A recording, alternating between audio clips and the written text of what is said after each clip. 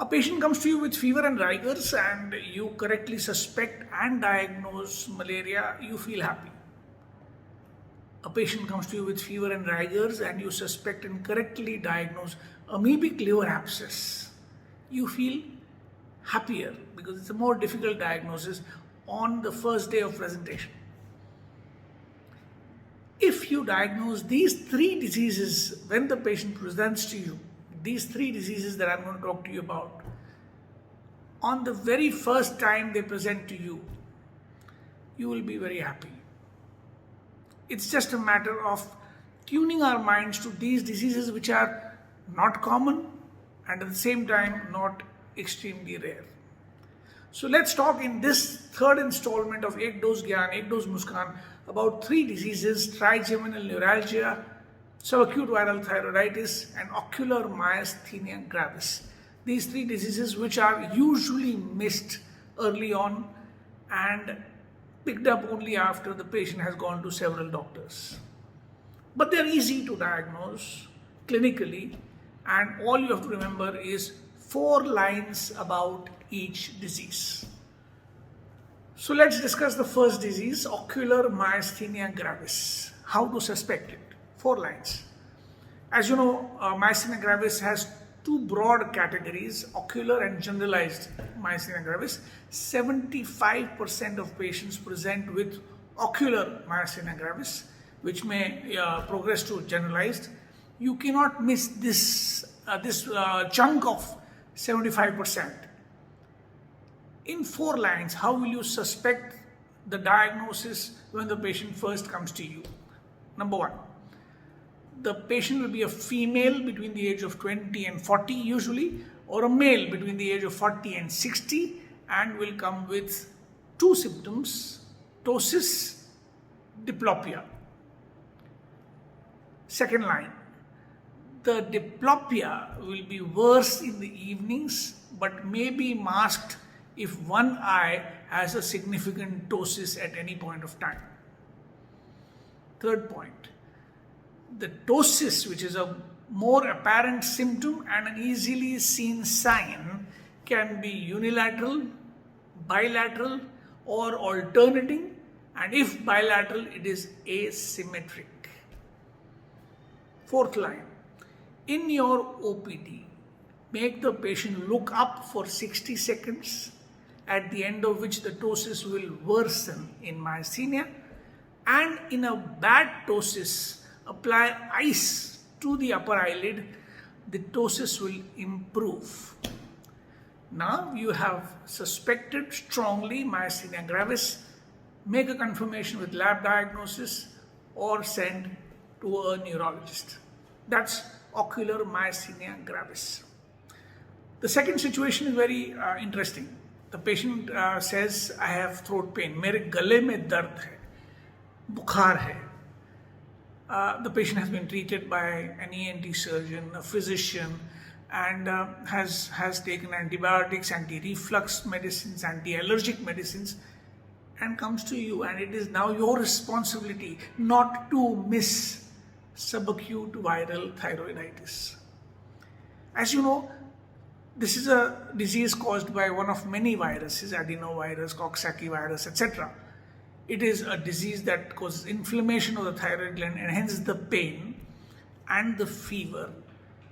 It is a disease that runs a course of several weeks, sometimes months if untreated, hence the label subacute. It is not difficult to diagnose. In 4 lines, how do you suspect viral thyroiditis? First, the patient presents with anterior neck pain, which they call throat pain or neck pain. If you ask a probing question, they will say that touching the anterior neck causes more pain. A crucial question.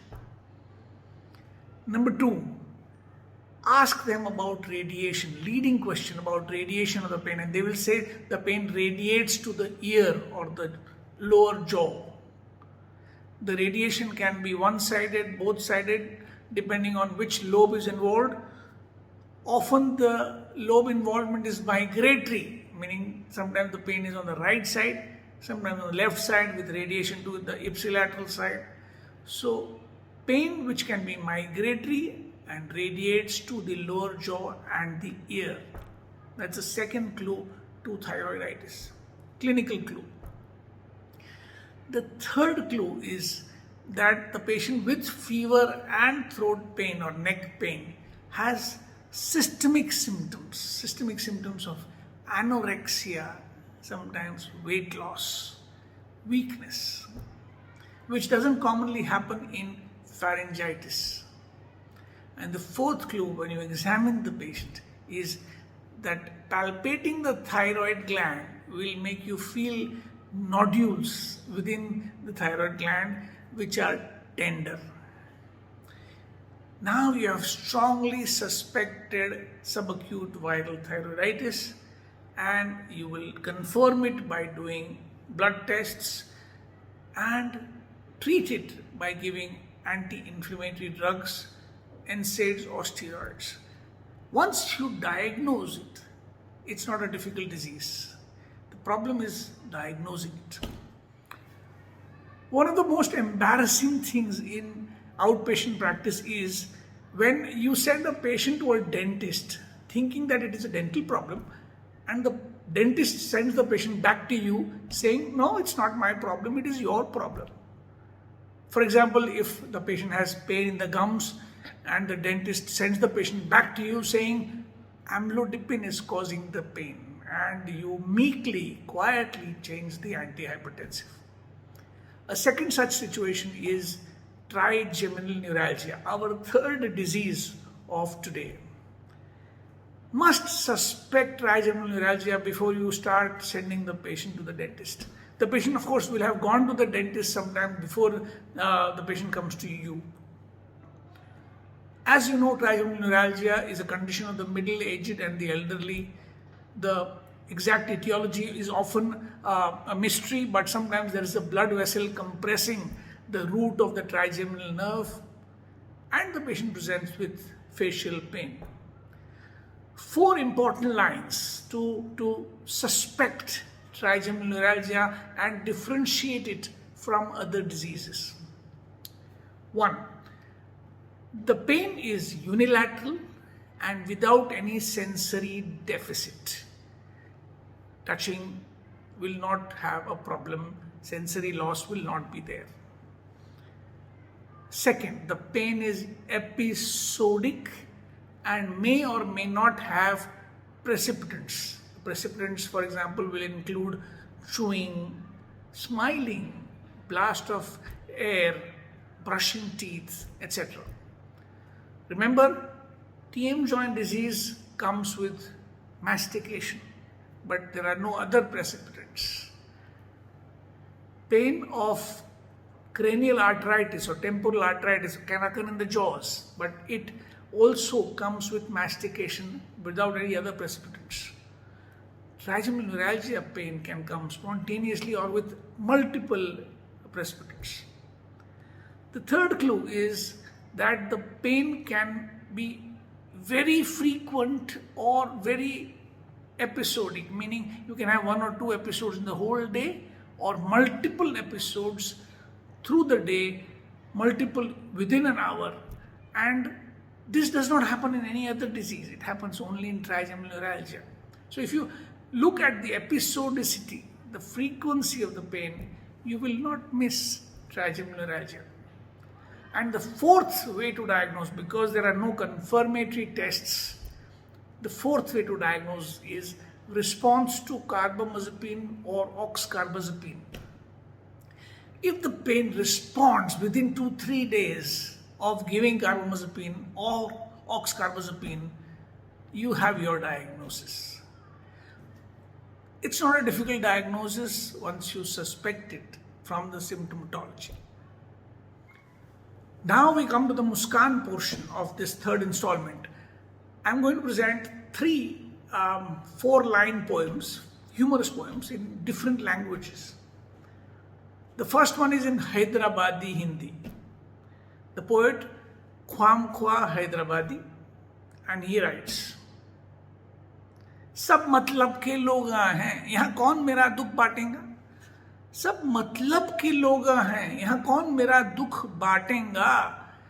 ऐसा कोई दोस्त नहीं जो मेरी खांसी खासेगा। किस्मत में जब यही लिखा है पेट में इंजेक्शन लेना, तो ऊंट पे बैठ को निकलोगे तो भी कुत्ता उस दिन काटेगा। ये हमारे ख्वाम को हैदराबादी।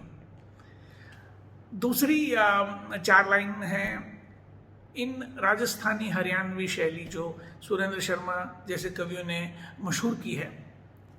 रचना मेरी है। एक दिन मेरी बेटी ने मुझसे पूछा, पिताजी ब्याह करण में कितना खर्चा होवे। मैं बोलियो मैं को नहीं जानू, मैं तो अब तक भरपाई कर रही हूं। और तीसरी कविता है in Hindi English mix, again yours truly. अपने ही टेलीफोन पर कभी अपना नंबर मिलाकर देखा है। बिजी टोन मिलेगा, नियमों का लेखा है। दूसरों से मिलने जुलने में सभी मस्त हैं, खुद से मिलने की सभी लाइनें व्यस्त हैं। तो thank you very much for joining us and see you in the next episode. Bye bye.